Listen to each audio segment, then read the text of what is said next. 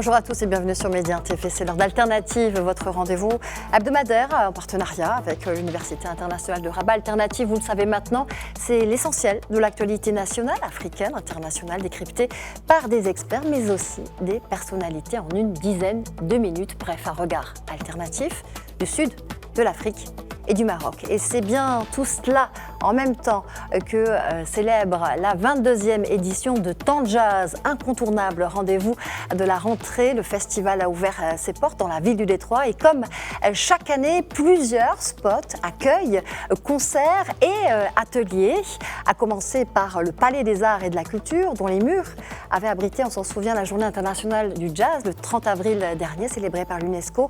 Kezia Jones, Roberto Fonseca, les Gypsy Kings, Majid Beqas, Omar Sosa, Sugar Pie and the Candyman, et j'en oublie. Voilà d'emblée les noms qui font de Temps Jazz 2024 des noms des légendes aux vibrations plurielles. Et j'ai le très grand plaisir, pour en parler, d'accueillir dans nos studios à Tanger Moulay Ahmed Alami, président de Temps Jazz. Donc, bienvenue, on est ravis de vous recevoir.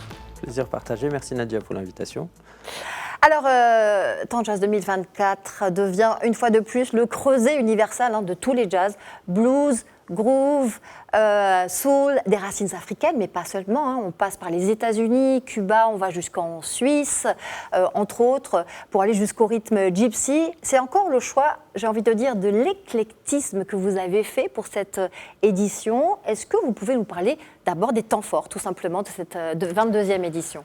Je vais vous parler plutôt de comment on l'a pensé ce festival, parce qu'il y a une histoire. Il a 22 ans, donc nous on l'a repris en 2019.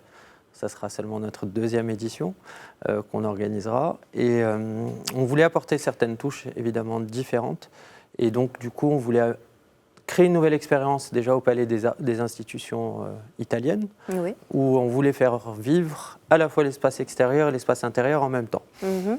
Donc on va partir sur une programmation qui va être très différente. On va être plutôt vintage, façon de parler, à l'intérieur du palais, cours de danse, jazz très différent. Et à l'extérieur, un côté plus festif, mais avec beaucoup de touches de jazz. On va commencer avec Mulatu Westadke, on passera par les Gypsy Kings, Kezia Jones, Roberto Fonseca, des fanfares de la Nouvelle-Orléans, façon de parler, dans les mêmes styles, c'est des brass bands.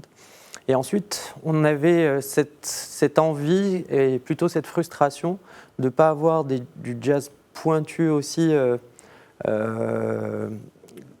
dans une salle d'écoute, parce que c'est compliqué dans le Palais des Arts, tout est ouvert. Et donc, on a eu la chance d'avoir le Palais des Arts et de la Culture qui a ouvert, avec le Jazz Day, justement.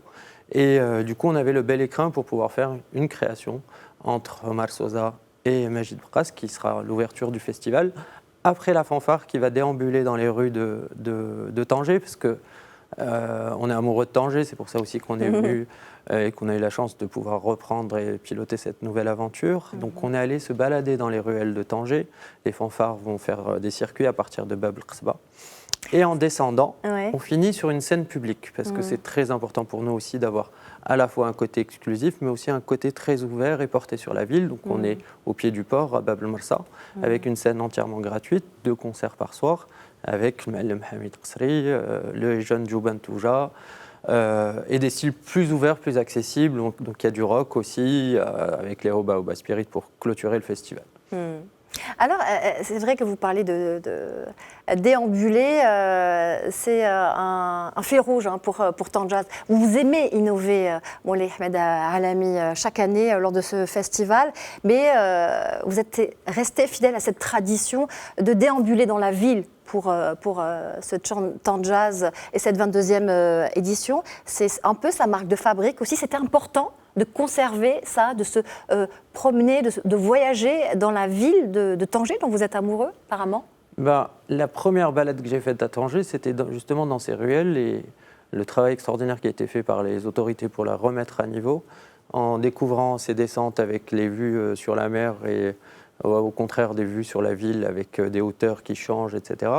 Et j'avais envie d'aller plus loin, donc on finira par faire au fur et à mesure qu'on arrivera à avoir des entreprises locales qui veulent nous accompagner dans notre aventure et nos expérimentations, parce que finalement c'est que ça, c'est des expérimentations. On teste des choses, on voit comment les gens réagissent. Et il y a eu une édition à Temps Jazz où j'avais, au dédale d'une balade, j'ai rencontré un groupe qui jouait au Morocco Club, si je ne dis pas de bêtises, un chanteur soprano avec un multi-instrumentiste. Dans la ville, il y avait plein de gamins qui regardaient, des familles, des gens, des Européens, des gens de tout horizon, et je trouvais que ça avait un charme incroyable, cette fusion justement entre les artistes, la ville, le public, et quand on voit les fanfares, on voit les gens s'arrêter en voiture, descendre de la voiture, il y en a qui se mettent à danser avec les gens et on se dit mais il y a une magie qui se crée quelque part dans ces déambulations, et évidemment on n'a pas envie d'enlever ça, au contraire, si on peut en faire plus, on essaiera d'en faire plus. C'est une belle alchimie, une belle fusion effectivement, propre à Tanger peut-être.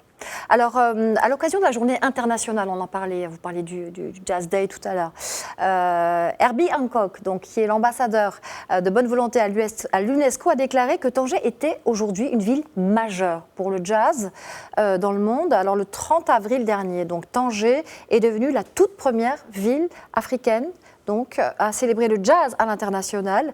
C'est une distinction qui compte aujourd'hui, j'imagine, Moulay Ahmed Alami, tant pour votre regard, mais peut-être aussi pour le regard des artistes que vous invitez à venir désormais s'illustrer à Tanger ou pas? Ça a un impact? Alors, ce que disent les gens ne les concerne que. Je ne vais pas témoigner de ce qu'il a dit, mais la chose positive, c'est que pour nous, par exemple, on a pu rencontrer des artistes extraordinaires dans un contexte complètement décontracté. Donc, j'ai eu des longues conversations avec Marcus Miller, vous me disiez. Marcus Miller, exactement, avec Rani, le batteur de Sting. Et les deux avaient envie de venir. Bon, après, c'était des questions d'agenda, etc. Mais ils avaient déjà envie de venir. Ils ont toujours envie de venir au Maroc d'une manière générale. Et par contre, ce qui manque pour en faire justement la ville qui compte, ce serait déjà avoir un jazz club dans cette ville. Et donc quelque chose. Et donc avoir du jazz tout au long de l'année, évidemment, ça serait bien. Au-delà de l'événement ponctuel et de temps de jazz qui reste aussi ponctuel sur 3-4 jours, pour en faire réellement une ville du jazz, j'espère, c'est avoir cette programmation tout au long de l'année. Le Palais des Arts aujourd'hui le permet, donc qui prendra la relève pour remplir cette salle et proposer des concerts aux gens, mais surtout dans le quotidien. Et des écoles, il faut des écoles, des musiciens qui sortent pour pouvoir justement faire cette ville du jazz. Et Tanger a vraiment ce potentiel parce qu'il est au croisement des civilisations, au croisement des cultures, et que le jazz, ce n'est que ça. C'est du brassage, du brassage, du brassage. Et que Tanger peut vraiment être ce porte-parole de ce jazz international ouvert sur les deux rives. Oh, ça résonne déjà. Je suis sûre que ça va venir. Bon, ça fait 5 ans que vous êtes à la tête donc de Temps de Jazz. Hein. J'étais présente, je me souviens, lors de la passation de flambeau avec Philippe Laurin. Est-ce que vous pouvez nous parler un petit peu de votre expérience et du bilan, si on peut parler d'un bilan, parce que vous n'avez pas fait 5 années, 5 festivals à la tête de ce festival. Est-ce que c'est un festival que l'on travaille, que l'on prépare, que l'on appréhende de manière différente que les autres? Chaque festival a son histoire propre et son contexte. Quand vous êtes à Tanger, vous n'êtes pas à Casa, vous n'avez pas du tout les mêmes interactions entre les gens. Les lieux dans lesquels on interagit avec les gens, donc on va proposer des choses complètement différentes en fonction des endroits où on va. On peut pas. Par contre, on a la chance d'avoir justement une équipe qui participe entièrement à la programmation. Donc, je ne suis pas seul à faire de la programmation. On a notre directeur artistique, mais il y a toute l'équipe qui est portée par la musique. Donc, chacun apporte sa petite touche et on écoute et on discute et on débat. Et on essaie d'apporter une touche collective à justement ces choses-là. Mais en 5 ans, ce que je peux vous dire, c'est qu'on a eu 2 ans de Covid.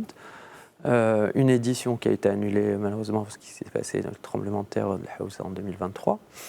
Donc on a eu une première édition, on a le palais où il y a des travaux, donc on s'adapte aux multiples contraintes qu'on a. aujourd'hui il pleut, mais demain il fera beau. Donc heureusement que c'est dans l'espace fermé et pas dans l'espace ouvert.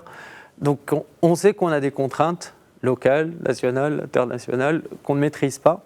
Mais on y va avec toujours la même envie de faire plus, d'offrir plus de choses aux gens, plus qualitatives. Et évidemment, c'est un travail de concert avec la ville, c'est-à-dire qu'on fait d'une certaine façon, on participe, on va dire, au rayonnement de la ville de Tanger. Donc on a envie d'aller justement chercher des artistes qui vont la faire rayonner et faire plaisir aux gens. C'est le maître mot, c'est voir les sourires sur les visages des gens dès qu'il y a les premières notes qui démarrent. Ça nous fait oublier les tremblements de terre, les Covid et les différentes épreuves qu'on doit passer pour arriver à livrer un beau festival. Ah bah oui, c'est fait pour ça la musique. Hein. Exactement. Est-ce que vous avez un coup de cœur cette année, puisque vous êtes un amoureux de Tanger et que votre plaisir, c'est dessiner des sourires sur le visage des gens?